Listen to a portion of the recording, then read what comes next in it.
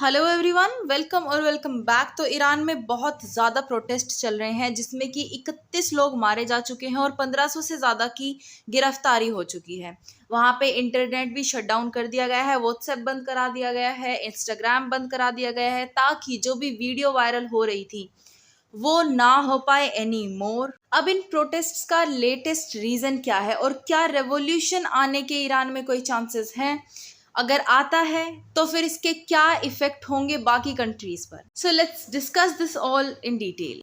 देखिए, मोहसा अमीनी एक कुर्द लड़की थी जो कि ट्रैवल कर रही थी ईरान की कैपिटल तेहरान से अपनी वेस्टर्न प्रोविंस ऑफ कुर्दिस्तान में। जब उन्हें अरेस्ट कर लिया गया ये बोल के कि आपका जो ड्रेस कोड है वो आप फॉलो नहीं कर रहे हो, उसको वायलेट कर रहे हो और आपने कपड़े नहीं पहने हैं as per the rules and regulations. Basically उनका जो हेड स्कार्फ है उसको बोला जा रहा है कि वो थोड़ा सा इधर उधर हो रखा था, उसने पूरे सर को ढंग से नहीं ढका हुआ था, तो इसलिए उनको अरेस्ट कर लिया गया। इसके बाद इनके घर वालों को इन्फॉर्म करा गया कि आपकी बेटी ऐसे ऐसे अरेस्ट में है और उनको रिलीज कर दिया जाएगा एक री एजुकेशन सेशन के बाद। लेकिन बताया जा रहा है कि पुलिस ने उनको इतना बेरहमी से पीटा कि उनको हॉस्पिटलाइज करवाना पड़ गया और फिर वहीं पे उनकी डेथ हो गई। अब अमीनी के घर वालों ने इसके खिलाफ अपनी आवाज उठाई, लेकिन पुलिस ने बोला कि हमने ऐसा कुछ नहीं किया है, हमने उनको नहीं पीटा है। बस जब इन्वेस्टिगेशन चल रही थी, जब पूछताछ चल रही थी, तब उनको हार्ट अटैक आया और उससे इनकी मौत हो गई। जबकि इनके घर वालों ने बोला है कि जिस कंडीशन में हमने अपनी बेटी को हॉस्पिटल में देखा है, उनकी नाक से भी खून आ रहा था, मुंह से भी खून आ रहा था, तो उनको बड़ी ही बेरहमी से पीटा गया है और इसके खिलाफ कुछ कार्यवाही होनी चाहिए। इस इंसिडेंट के कुछ हफ्ते पहले ही इब्राहिम राइसी जो कि प्रेसिडेंट है ईरान के, उन्होंने बोला था कि जो वुमेन ड्रेस कोड है उसको और ज़्यादा स्ट्रिक्ट बनाया जाएगा और अब वुमेन्स जो हैं वो हिजाब को ऑल टाइम्स पहनना पड़ेगा उन्हें। और ज़्यादा हार्शर पनिशमेंट कर दी गई थी कि अगर वायलेट करा आपने ये ड्रेस कोड तो आपको बहुत बुरी पनिशमेंट्स मिलेगी। तो आप खुद अंदाज़ा लगा सकते हैं कि किस तरीके से चीज़ें फोर्स करी जाती है वुमेन पर कुछ कंट्रीज़ में, स्पेशली जो मुस्लिम कंट्रीज़ हैं उनमें। वो ना चाहते हुए भी उनको वो रूल्स फॉलो करने पड़ते हैं और ज़रा भी इधर का उधर हुआ कि डेथ तक, जैसा कि मोहसा अमीनी के केस में हुआ, डेथ तक हो जाती है। और इनको अरेस्ट करा था रिलीजियस पुलिस ने, मतलब ईरान में पर्टिकुलरली ये सब देखने के लिए एक रिलीजियस पुलिस बनाई गई है ताकि जो ड्रेस कोड है उसको फॉलो करा जा सके, वुमेन अपनी इच्छा से कुछ ना पहन सके, टाइट जीन्स ना पहन सके, कुछ भी नहीं। बेसिकली जो उन्होंने रूल्स बनाए हैं वही, अपनी उंगली तक ना दिखा सके। आप अगर ग्रोसरी स्टोर भी जा रहे हैं तो भी आप अपने हिसाब से नहीं जा सकते, आपको वही ड्रेस कोड फॉलो करके जाना होगा। इतनी बुरी कंडीशन है वहां पर और इसी के अगेंस्ट ये प्रोटेस्ट हो रहा है। मेन एंड वुमेन दोनों ही ईरान के सड़कों पर उतर आए हैं कि हमें हिजाब नहीं चाहिए और उन्होंने अपना हिजाब उतार करके ऊपर भी फेंका। मतलब बहुत बुरी तरीके से वहां पे फिलहाल लोग सड़क पे हैं। इवन प्रोटेस्ट रोकने के लिए जो पुलिस और आर्मी है वो शॉट भी कर रही है लोगों को, जिसमें कि लोग मारे भी गए हैं, कई घायल भी हुए हैं। अरेस्ट करा जा रहा है बहुत ज़्यादा लोगों को ताकि ये सब रुक सके। अब ये बात सिर्फ एक कंट्री की नहीं रह गई है, बात है वुमेन राइट्स की, और इसीलिए यूएन ने भी इस मैटर में इंटरफेयर करा है। और यूएन के जो सेक्रेटरी जनरल है एंटोनियो, उन्होंने ईरानियन प्रेसिडेंट से मुलाकात की और बोला कि इस मैटर पर इन्वेस्टिगेशन करी जाए जल्द से जल्द। और उन्होंने जो प्रोटेस्टर्स के साथ बिहेवियर हो रहा है उस पर भी कंसर्न जताते हुए बोला कि आप फोर्सफुली प्रोटेस्टर्स को दबाना चाहते हैं, प्रोटेस्ट को रोकना चाहते हैं, ये तरीका नहीं होना चाहिए और आपको रेस्पेक्ट करनी चाहिए right to freedom of expression and peaceful assembly की। और उसके साथ साथ आपको वुमेन्स राइट्स की भी रेस्पेक्ट करनी चाहिए और उनको वो प्रोवाइड करवाने चाहिए। और आपको इन अप्रोप्रिएट फोर्स का यूज़ नहीं करना चाहिए, रोकना चाहिए आपकी आर्मी को, पुलिस को, ताकि वो प्रोटेस्टर्स को फोर्सफुली रोकने की कोशिश ना करें। इसी के जवाब में इब्राहिम राइसी ने बोला कि हमने इन्वेस्टिगेशन वैसे भी बैठा दी है इस केस में, और जिस लड़की को पकड़ा गया था अनसुटेबल अटायर की वजह से, उन्होंने लिटरली यूएन की असेंबली में ये बोला कि उस लड़की ने अनसुटेबल अटायर पहना था।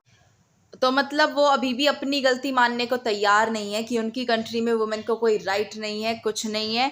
इवन उल्टा लोगों को ही बोल रहे हैं, लड़की को ही अक्यूज ठहरा रहे हैं कि उसने अनसुटेबल अटायर पहना था। फिर अपनी गलती मानने के बजाय अगेन उन्होंने अमेरिका को ही अक्यूज ठहरा दिया कि जो लोग आपकी कंट्री में मारे जाते हैं उनका क्या उन पर कोई इन्वेस्टिगेशन बैठाते हैं आप? नहीं, ऐसा कुछ नहीं होता। जो प्रोटेस्ट हो रहे हैं उनके लिए इब्राहिम राइसी ने बोला कि फ्रीडम ऑफ एक्सप्रेशन ईरान में है, लेकिन एक्ट ऑफ कैओस अनएक्सेप्टेबल है।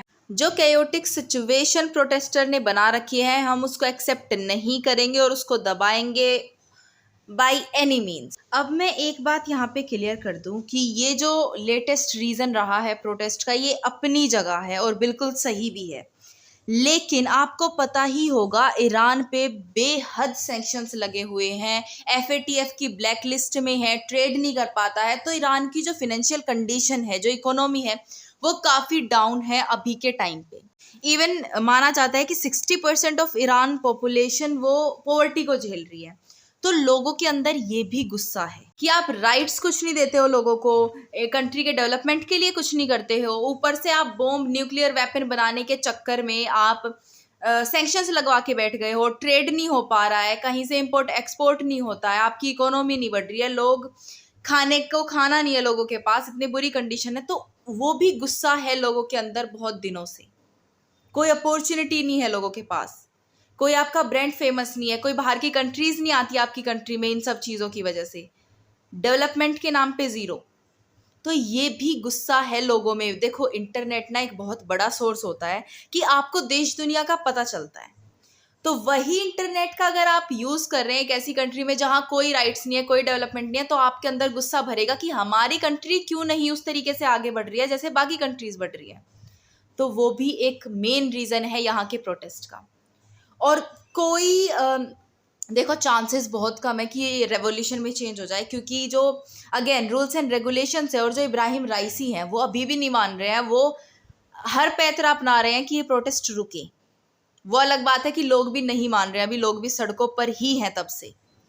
लेकिन अगर ये हो जाता है और ये सरकार गिर जाती है तो देखो, ईरान के लिए भी और बाकी कंट्रीज के लिए भी बहुत अच्छी बात होगी, क्योंकि जो नई गवर्नमेंट आएगी, डेवलपमेंट होगा ईरान में। दूसरी बात, जो यूएसए के साथ रिलेशंस है वो सुधरेंगे, इनडायरेक्टली हमसे भी अच्छा ट्रेड होगा क्योंकि यूएस सैंक्शंस हटाएगा, हम भी फ्रीली ट्रेड कर पाएंगे। तो डेवलपमेंट के जो चांसेस होंगे वो ज़्यादा बढ़ जाएंगे। ठीक है, तो बेसिकली अच्छा ही होगा, बट लेट्स सी क्या होता है, देखते हैं। फिर मैं हिजाब की बात करूँ ना, यहाँ इतने सख्त कानून हैं कि इवन यहाँ पे जो बाकी कंट्रीज़ के लोग आते हैं इनसे मिलने, अगर कोई औरत आती है तो उनको भी इनका ड्रेस कोड फॉलो करना होता है इब्राहिम राइसी से मिलने के लिए, या फिर उस टाइम पे जो भी प्रेसिडेंट होगा ईरान का उससे मिलने के लिए। इवन एक यूएस जर्नलिस्ट इनका इंटरव्यू नहीं ले पाई, राइसी का इंटरव्यू नहीं ले पाई, क्योंकि जो उनके एड थे उन्होंने बोला कि आपको हेड स्कार्फ पहनना पड़ेगा अगर आप मिलना चाहती हैं प्रेसिडेंट राइसी से। तो मतलब सिर्फ इनकी कंट्री में नहीं, ये फोर्सफुली सबसे ये करवाना चाहते हैं। अगर ये किसी जनरल असेंबली में जाएंगे, लोग इनसे मिलेंगे, और अगर वो कोई औरत है, लड़की है, तो उसको हिजाब पहनना पड़ेगा, उनको इनके रूल्स एंड रेगुलेशंस से चलना पड़ेगा ताकि वो इनकी मुलाकात हो सके उनसे। ये है सुषमा स्वराज, जो कि हमारी फॉर्मर एक्सटर्नल अफेयर्स मिनिस्टर भी थी। जब ये ईरान के प्रेसिडेंट से मिलने गई थी, इन्होंने भी इनका ड्रेस कोड फॉलो करा था और इस पर बहुत ज़्यादा बवाल हुआ था इंडिया में कि क्या जो स्वराज हैं वो हिजाब कल्चर को प्रमोट कर रही हैं, और इंडियंस को बहुत एम्बेरस्ड फील हुआ था इस एक्ट के बाद। देखो, नहीं करना चाहिए, हम अपनी कंट्री के हिसाब से हमें चलना चाहिए। ये पता है, इससे क्या पता चलता है कि आपके रूल्स हम भी मान रहे हैं, तो आपकी कंट्री तो क्यों नहीं मानेगी, इससे ये मैसेज जाता है। तो मेरे अकॉर्डिंग ये गलत है।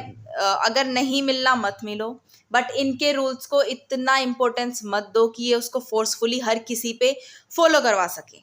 ठीक है, so this was the news for you guys. I hope you loved it. If you did, please give it a thumbs up and subscribe to my channel, and I will see in the next video. Till then, stay happy, healthy and bye.